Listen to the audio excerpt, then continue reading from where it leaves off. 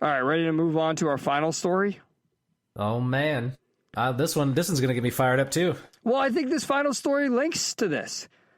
Yeah. Because people participate in certain types of behaviors and ideas, and then they don't want to be held accountable for them. And when we get rid of accountability, we're left with a system where we're just pushing everyone through. And we're just trying to make sure everyone is okay. And then we wonder why everyone has anxiety when there's no real consequences in reality. And I mean, when we talk about that, I mean, doesn't that sound like I just described the pandemic?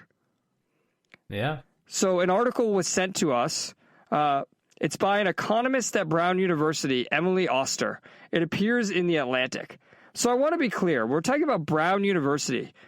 This is the Ivy League, William. This is supposed to be the upper echelons of intellectualism in our culture. And we're talking about an economist. So we're not talking about like a soft science. Like this isn't a person in the humanities writing this, right? This is an economist. So this is theoretically somebody who should be more concrete, more bound to reality. And this article was about declaring pandemic amnesty. And I'm going to read a couple paragraphs here from near the end. Okay? The last paragraph says, the standard saying is that those who forget history are doomed to repeat it.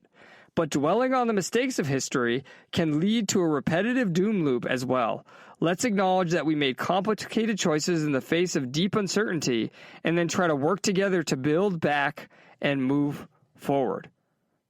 So, William, before I even read the next paragraph, aren't we always making complicated choices in the face of deep uncertainty? Isn't that the definition of life? Couldn't that be one specific like philosophically, couldn't we say life is making complicated choices in the face of deep uncertainty? Yes. Go ahead. Go ahead. No, I was going to say, so then how do we ever, if we're not going to hold people to mistakes, right? Dwelling on mistakes, if we don't dwell on mistakes, then how are we ever going to grow and improve? Yeah, I think this is a false dichotomy, bro, statement if I've ever heard one. We're lumping together people making uncertain choices, complex decisions in an uncertain environment, with people with lumping that behavior in with the behavior of complete moral condemnation of people who did make a choice under uncertain conditions, but they made a different choice than you. Right. That is the thing that was evil. That was the thing that was evil. And to ask for amnesty for that is 180 degrees out of phase. I demand, Justin, reparations. Well, yeah, I mean, at least an apology. I demand reparations. My not only from BLM, I demand reparations because my store was busted up during that. I demand reparations for having the lobby closed. I did the math. My lobby was either closed or reduced due to social distancing for almost 2 years. 2 years. How many sales is that, Justin? Yeah.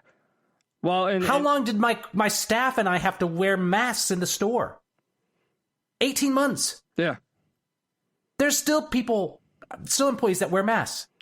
Well, they still are falling victim to this thinking, to this moral condemnation, right? Well, and that's the package dealing that you're not even hitting on yet, is the idea of it's making equivalent the people who made complicated choices in the face of deep uncertainty and were wrong, and the people who made complicated choices in the face of deep uncertainty and were right. It just so happens in this time the people who were right were condemned for it, so there's an extra layer here. But we're saying, if we were right and we were wrong, we're just going to treat everybody the same. And, it's saying, then I cannot separate this out, Justin, from the moral condemnation aspect, right? No, you're right. That's the part that can't be separated out here. That's the part that requires the reparations, right? Yeah.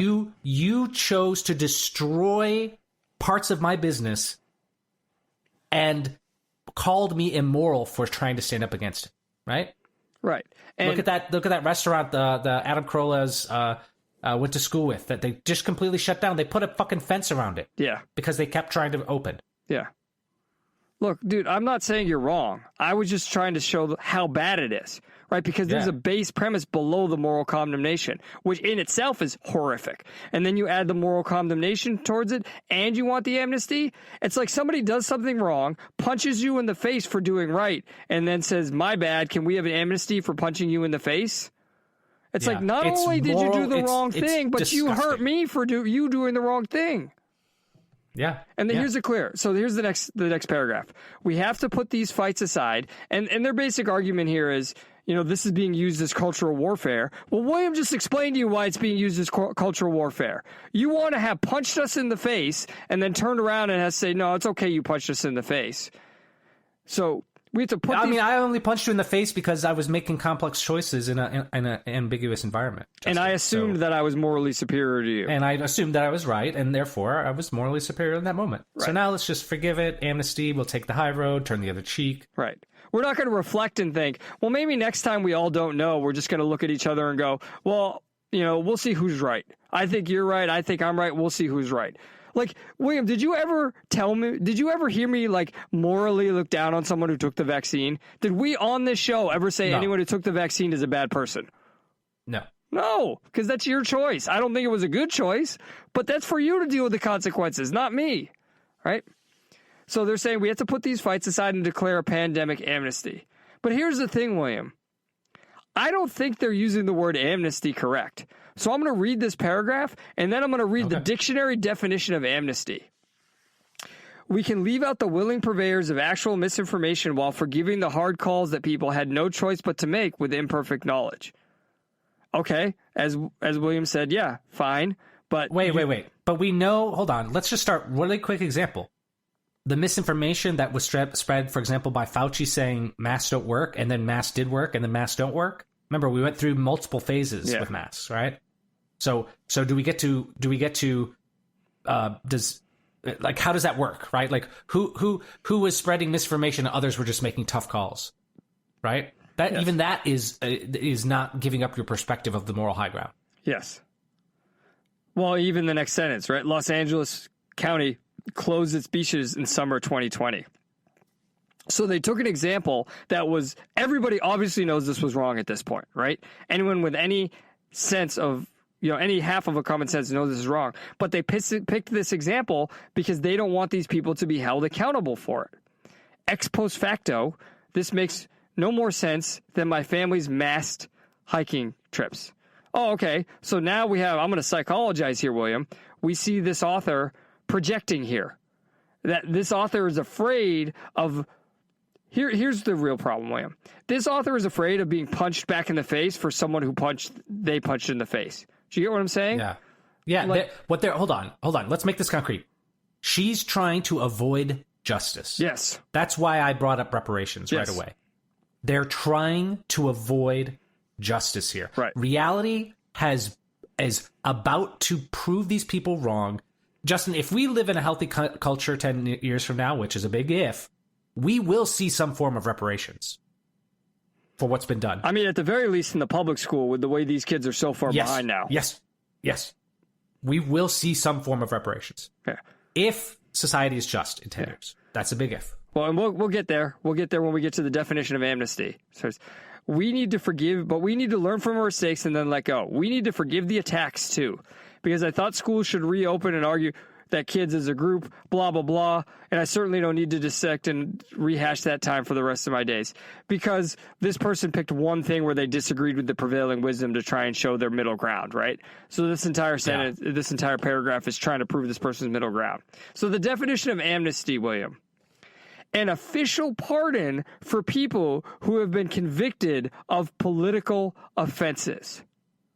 I want to be clear about that, William. We're not saying let's declare a pandemic truce. If this article was like, okay, the pandemic's done, let's move forward and stop attacking each other for the sides we're on and try to figure out what we did wrong and improve from there, I would say, you know what? Okay, it's a truce. But as you said... But the moment you ask for amnesty, I want justice. Exactly. Correct. I want justice. I want reparations. I always want justice. But I am willing to be more sympathetic towards you If you go, we're just trying to figure out what happened and how to improve for the future, I'm not going to go as hard on you because you're showing knowledge of the context and some amount of humanity by saying we're just trying to figure out how to improve for the future. So you lived in Florida, Justin, and not California for most of this. Well, I this left. Stuff. So I am left. I'm way less sympathetic. You better come begging and saying I was wrong to violate individual rights. Let's work together. Let's have a truce. I was wrong. I didn't respect individual rights during this pandemic. I called people who were calling for the respect for individual rights to be morally condemned. I apologize. Let's work together. Let's have a truce. Let's work together and figure out how we can avoid this from ever happening again. Okay, now we can talk. But if it's anything less than that, no. Shut up and pay me. Yeah, no, I'm on your side, William. I was simply saying my general perspective on the concepts of truce and amnesty. Do you get my point? Yeah. Yep. Yeah, like I don't think there's like if Gavin Newsom came to me and asked for a truce, I would punch him in the face.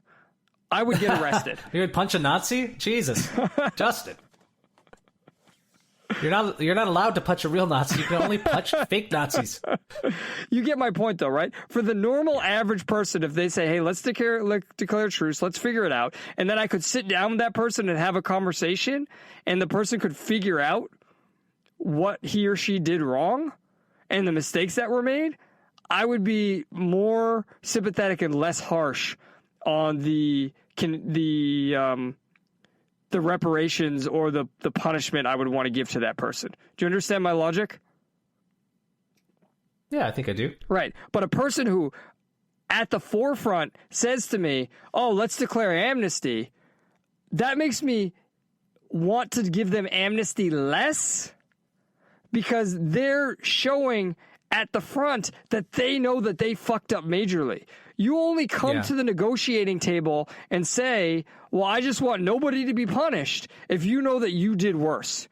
Because Justin, I'm going to get us totally canceled. It's the abuser. It's the abuser mentality. Yes. When you're the abuser and the abuser comes back into the relationship and says, things were said, things were done. Let's just put it behind us and move on. That's exactly what it is. Oh, you know what, William? You nailed it. I don't think they can cancel my degree you. from FU says you are 100% correct. Yes. That's 2 in 1 episode. 2 in 1 episode. Yeah, you nailed it. It is completely that. Where you're like, what? I don't want to, move on. Like, you came in here, you punched me in the face when you were drunk, and now you just want to forget it? Things were said, things were done? No. Yeah. I want you to go into rehab. I want you to make sure this never happens again. I want you to show some sort of remorse. You come in here, you want amnesty to make sure this never happens again? Oh, well, we were dealing with death. We had gone to your mother's funeral. It was a very difficult situation. I want to be clear.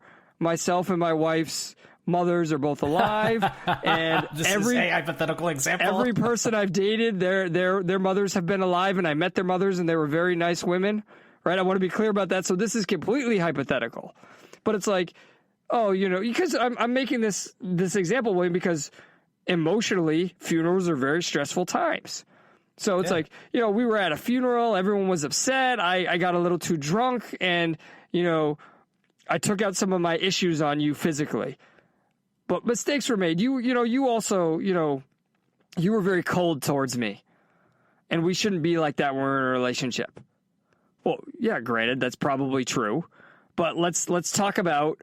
Let's put things in proportion, right? Exactly. Like you said, the only one asking for amnesty is the one that knows that that their desserts are going to be negative. Yes. All right, I think that's a great way to end it. I don't want to belabor this point. I think it stands very strongly on its own. So that's the best life on the Midside in a couple weeks, and we've had some bangers the last couple weeks. Yeah, we've been doing pretty well recently. So I don't know if that just means things are getting more farcical, or I think it may mean, William. You said 10 years down the line. Not that I want to go political and I necessarily want to link things to a politician, but I do believe strongly in the Florida as the sort of beacon for hope in America. Right, for freedom. Florida in the vanguard, man. Oh man, yeah. You got any Jersey Mikes out there? I should be looking. And well, there's plenty of open buildings now. I don't know why more people look. I don't know why more people aren't buying buildings here and opening businesses near Disney. I really don't. But I do think when we see what happens with Ron DeSantis over the 2024 election cycle, I think that will tell us a lot about what sort of hope there is for the future. I truly believe that.